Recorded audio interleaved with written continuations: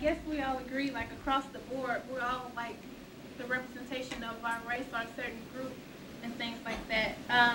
One thing that was a little interesting to me is how some of my classmates had never really experienced any minority up close in person, you know, and when they meet me, it's like, well, you're not what I see on MTV, or you're not what I see on BET and stuff like that. And it's kind of hard because you have to express to them, I'm only one dimension of everyone else. It's only me, this is my opinion, this is what I do. Everybody is not the same as me. And like most of the schools that I went to growing up were predominantly white, so it's no big deal for me to be outnumbered, but it felt weird for me to come here and people, like, they stare at you and don't say anything. And like there was one girl in one of my classes, I can't remember where she was from a small corn town. And, I didn't mean to offend anybody if I did, but those were her words. And but she was very weird around me because she verbally expressed that in the class that she had never experienced any minorities, and she didn't want to sit next to anyone. And I wasn't trying to be mean or rude, but I made it a purpose to sit next to her.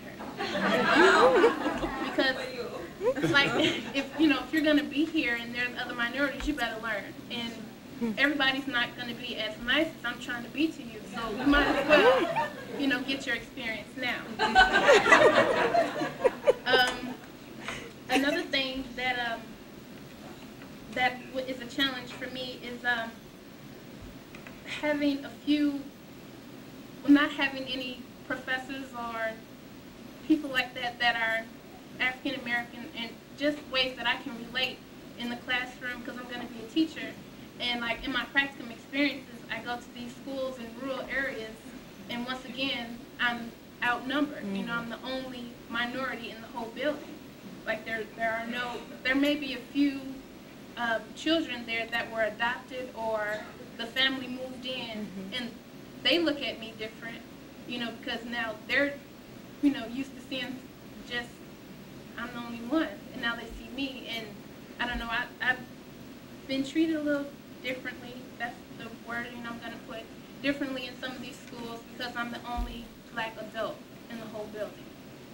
And so they think, some of them are kind of like pushing the kids along, kind of hush-hush, because they don't know how I'm going to react, because stereotypes of basically black women from Chicago are hostile, and you hear all these things of inner city kids that are being abused at home and being abused at school, so they don't know how to react to me. So that's a little bit of a challenge. And like DJ said, I'm always entertainment. Like in my family, we say what's on our mind, and if you have a question, ask, because that's the only way you're going to find out. And I admit that I'm a little blunt in the way that I ask my questions sometimes, but people are always laughing at me. Like in class last night, DJ and I had a class together, and I said something, and the whole class like burst into laughter, and I was like, I had to think about it myself. It was funny, but that's not the way I had intended it. But yeah. Well, that's pretty much it. Okay, thank you, Lena. We'll just kind of end with this last question. I guess I already from the beginning. Just how can we as college professors and college staff serve as a vehicle of support for you both in and outside of the classroom? One of the things that I go through, I mentioned this in my cross-cultural class with Dr. Lightshoe, is that I find a hard time kind of expressing myself or feeling comfortable to express myself the way I would express myself with my friends, the way I would express myself with my parents, the way even I express myself with my own culture. Because I find myself counting my words. Like I try to make sure that I say the right words, so I don't use a certain, maybe not necessarily a slang term, but just I kind of mesh my words up together sometime when I talk, and I find that I get a lot of really incongruent faces, like, and it's not, and people don't want to, they don't really feel comfortable in saying, okay, what you say? And you know, I would answer it though. I don't think I would get offended if someone say, okay, I don't understand nothing you said, so just, you know, and then I would give you a different version. But I find myself kind of counting my words and trying to be mindful of what I say, so I won't confuse people. And I find myself not being able to. I'm one way here, and I'm one way at home. And I think that's not something that I would like to display, at least in my school, because I'm one way all the time everywhere else. I don't want to. I understand that you have a professional standpoint of view when you're supposed to conduct yourself in a professional manner. You have a way, the time in which you use the appropriate English is what I was taught in high school. You know, there's English and then there's outside of English. So, but I find myself having a hard time kind of being me, you know, here at school. I mean, I'm comfortable. I talk to my colleagues. I talk to my faculty. I'm gonna go see them, see how they're doing, and things of that degree. But I still find myself being very mindful of what I say, so I won't offend people, or being mindful of what I say as far as how I use my words, and not feeling really like I can merge the RE at EIU and the RE at home together. And so I'm working on that, and that, as far as that is concerned. We do have one black faculty member, Dr. Wallace, who I do talk to off and on, and I appreciate that. And that's what I kind of miss as far as in the community counseling department. I don't have, and that's not to criticize community counseling. I love it all. Got it on tape and everything. But I do kind of miss that, because I don't have that that other black male figure, whether it be a peer or whether it be a faculty member that I can go to, or even if I decide to leave the area and go over to and get counseling after I see some clients, and don't have someone that I can talk to and who can relate to my culture. If I say something, they won't get offended. If I say, yeah, this is where I'm from, this is what I do, this is how I communicate and conduct myself, I may not get the response that I need, and we have to go through the breakdown of the cultural barriers, then to go back to the original subject that I brought to them. So that's kind of, yeah, it could be a little, yeah.